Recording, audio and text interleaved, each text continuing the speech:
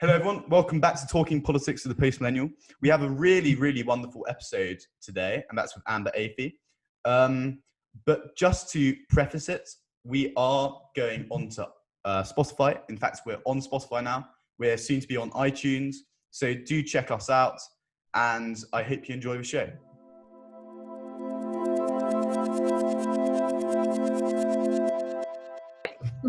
Hello, everyone. Welcome back to Talking Politics.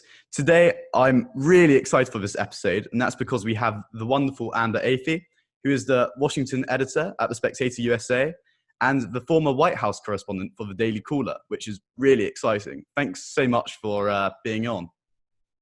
Oh, it's wonderful to join you. Thank you for having me. Such a pleasure. So you obviously live in Washington. Last week, we saw some pretty dramatic footage of protesting outside the White House. Have you come into contact with any of the protests? Or what is it like on the ground in the Capitol?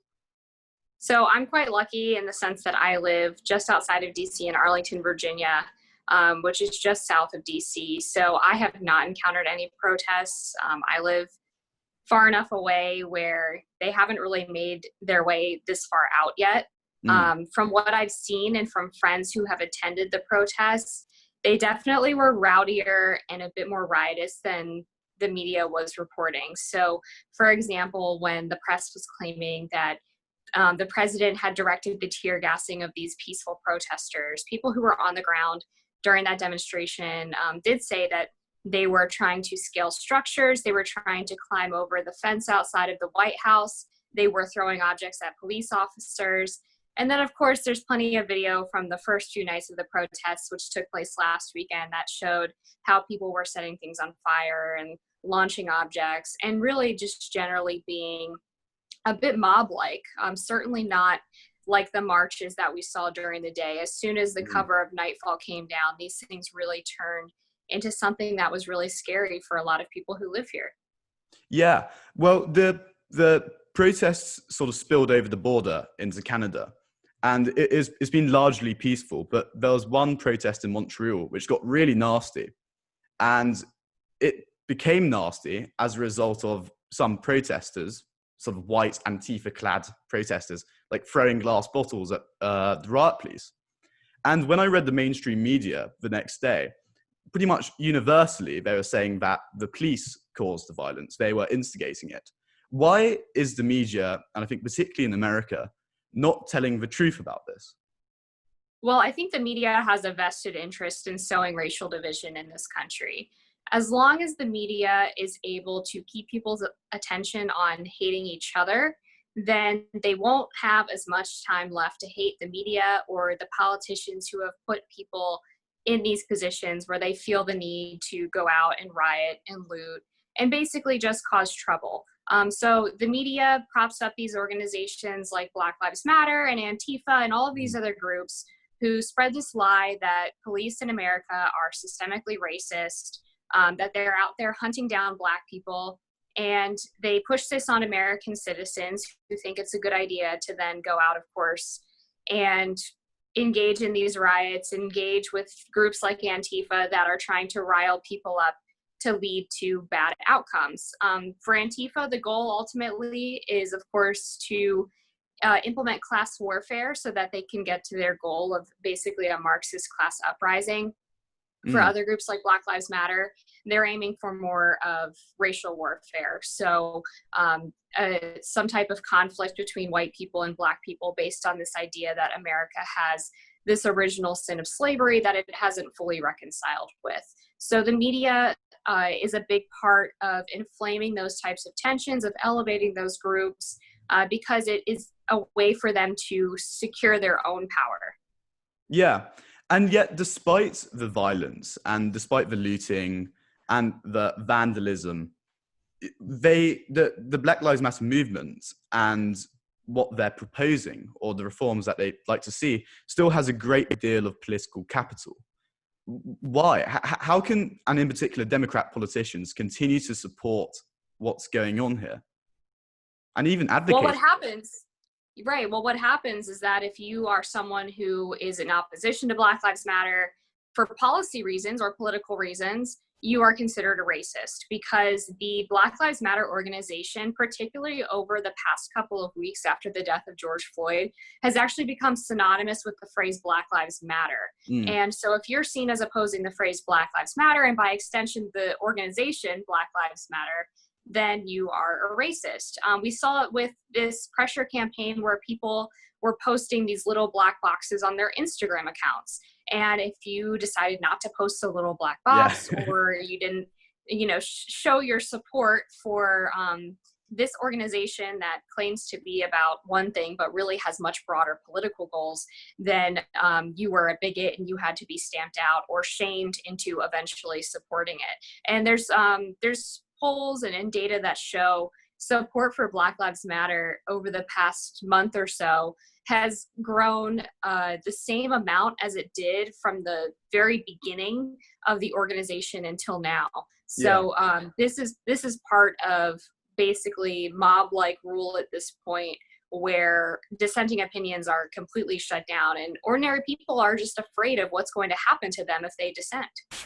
Yeah, and you're totally right about the sort of the Instagram pictures, and it's so narcissistic, and perhaps sort of a slightly controversial point, and it's usually sort of privately educated, metropolitan, university attending people who I saw posting those photos, always white, always white, and I think it's just a symptom of a totally meaningless world, where you have to display your virtue and you have to be a part of the greater movement in order to have some meaning. I don't understand how everyone is totally towing the line with this and then condemning those who don't. Yeah, well, this is the result of a culture that has completely thrown out its traditional institutions. It's thrown out its value on religion.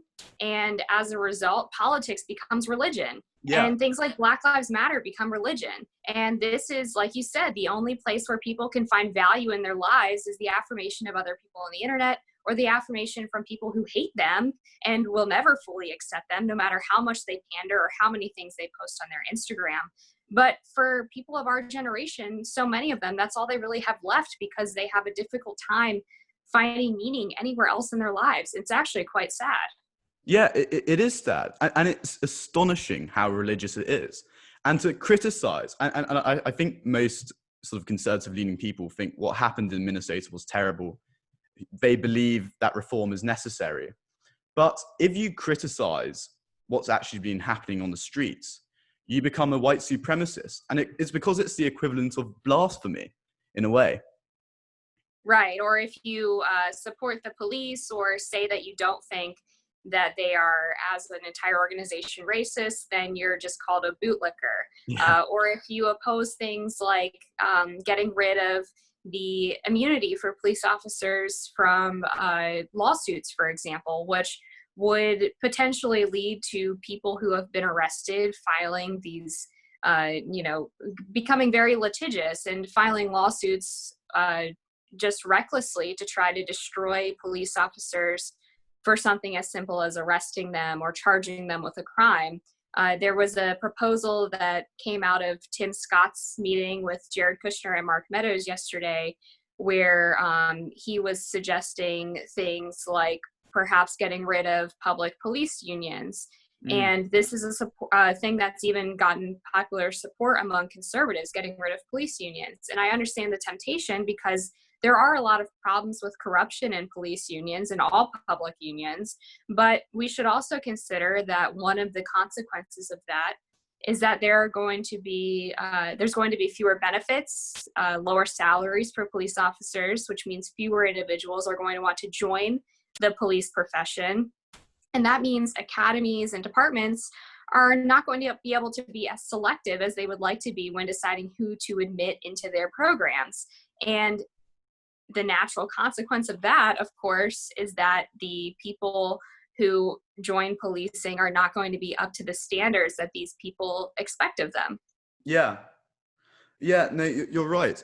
I have to ask, so a few months ago, sort of pre-pandemic America, it seemed as though Trump would storm the White House. He had quite a lot of good fortune, I think, with the economy. Now, a few months later, we've had a pandemic, we've got mass unemployment, we've had a pretty draconian lockdown, as they say. And on top of that, America is being engulfed with racial tension and protests and violence. Has this made a Biden White House all but inevitable? A lot of Trump supporters are definitely showing concern that this is really the first time that they felt reelection could be in jeopardy. As you mentioned, the president did not get very high marks for his response to the coronavirus outbreak. A lot of people, people on the right included, accused him of being too slow to respond. And then you had this great opportunity, a series of opportunities really, where the president could have delivered some wins for his base and really failed to do so. So the first one was when he suggested an immigration ban or a temporary immigration ban during the coronavirus. And that ban was ultimately stripped down to just a few green card holders. So H-1B visas, farm worker visas were all unaffected by this ban, despite the fact that the whole point of it in the first place, of course, was to protect American workers, which at that point, 30 million of whom had lost their jobs thanks to the economic shutdown. Fast forward a little bit, and you have these race riots going on in places like Minneapolis and Washington, D.C. And for 3 or 4 days, the president did not deliver a national address on the issue. He did not offer to deploy the National Guard. He did not offer to deploy the military. There was really a lacking federal response, which many people were looking for to calm their fears that this type of thing could creep into their neighborhoods. And this is a guy who ran on being a law and order president. So it really was disappointing for a lot of people to see that he did not particularly live up to that promise until the riots had been raging for, at the very least, a full weekend. He ended up giving that national address, I believe, the Monday after the heaviest weekend of the riots. Yeah. So those two things combined were really not a good look for the president. The only thing that is starting to help is that the economy appears to be bouncing back a little bit. The unemployment rate fell to about 14%, which obviously, while not up to pre-coronavirus levels, is a good sign that people are ready to get back to work, that the phase-ins of the economy are making people feel confident enough to go out and spend money or go to work and things like that. I think if the economy continues to trend upwards and we don't get hit with a really horrible second wave of COVID, the president's chances still look relatively okay. But that being said, the polling, it just doesn't look good. He's lost a lot of ground among some of his base voters, like evangelicals, white Catholics, and even uneducated voters, as the left calls them, people who don't have college degrees. He's lost some support among them. So he'll have to prove that he's not taking his base for granted and that he's able to bring the economy fully back once we start heading into the later phases of the recovery. Yeah.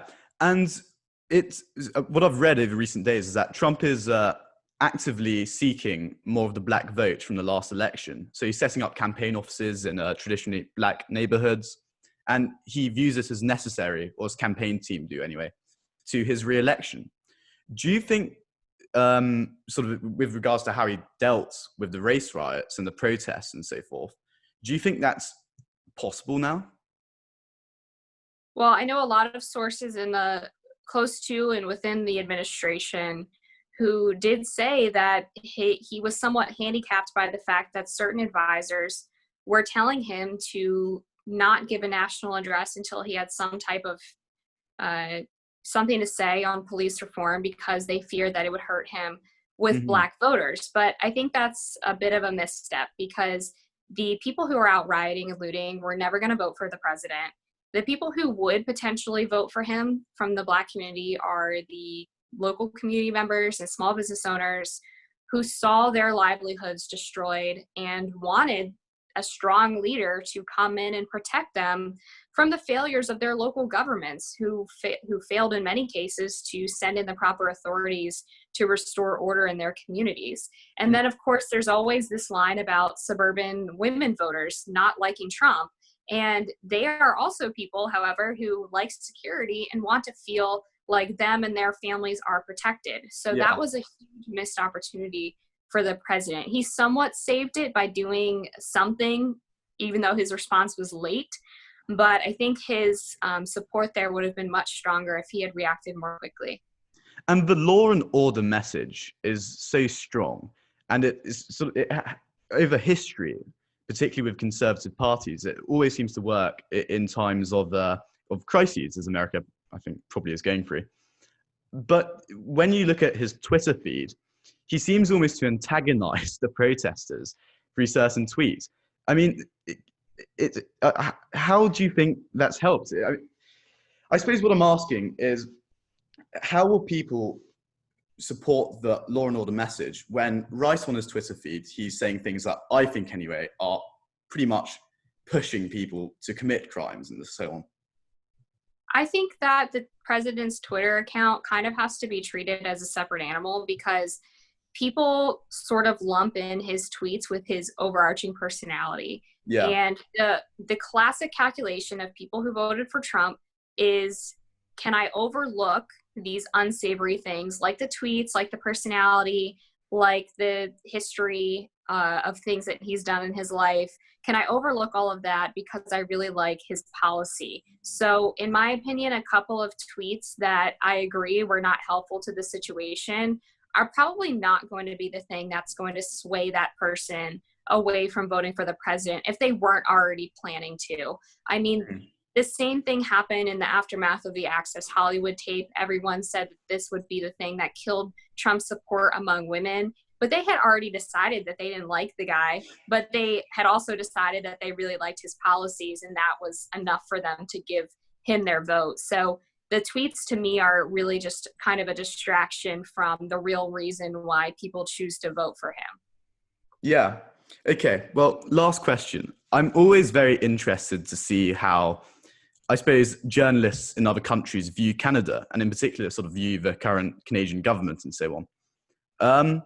I have to ask, what does the administration, the Trump administration, and I suppose journalists in America think of Justin Trudeau and the Liberal government? Because it's often held, I think, as a sort of a panacea to American problems, as a perfect socialist utopia.